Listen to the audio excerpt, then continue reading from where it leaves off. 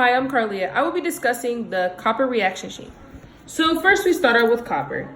So nitric acid is added to the copper, which water is then added to dilute the solution. That's why this is already given.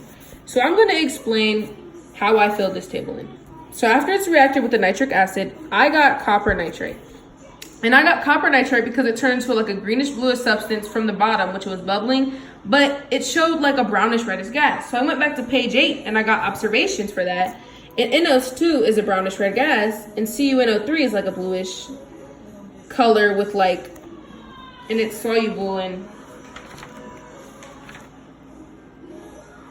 it's like a soluble salt. So that's how I got that. After NaOH was then added to the solution, it turned like a dark blue chunky color. So I went back to the table on page 8 and I looked for dark blue and something that like kind of related to like a chunky form or something like that. So I got copper hydroxide, and that's how I got this. So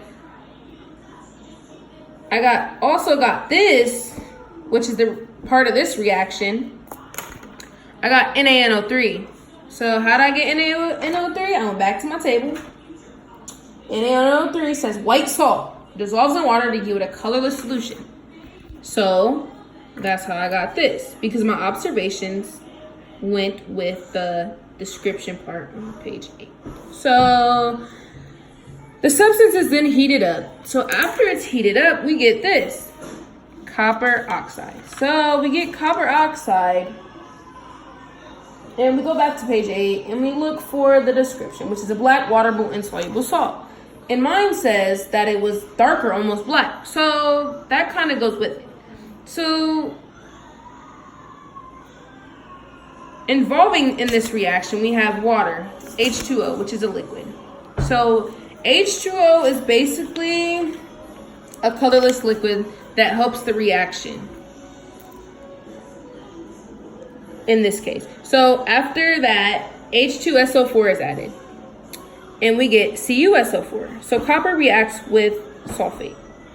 So copper sulfate is a description of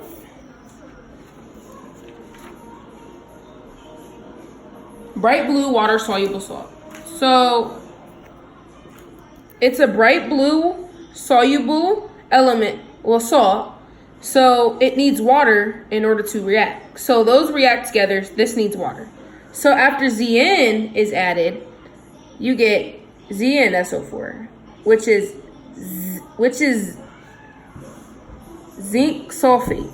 So that's aqueous, and that reacts with zinc, which is 2+, and zinc therefore is a shiny solid silvery gray powder, which is included in my observation, which I put smoky gray, but it's close to that. So that's why I picked that.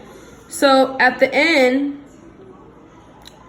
copper sulfate added to Zn. At the end, I got H2, which is a gas. So H2, my observation was like clear, which is H2 is a colorless gas. So that's how I got that. So my percent yield was 0.496 grams divided by 0.511 grams times 100 equals 97.06%, but I rounded it up to 97.1%.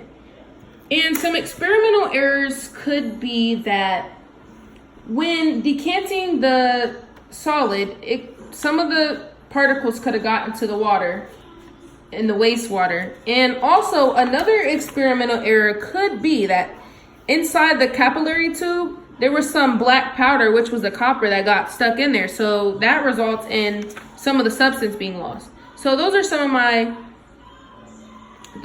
experimental errors. And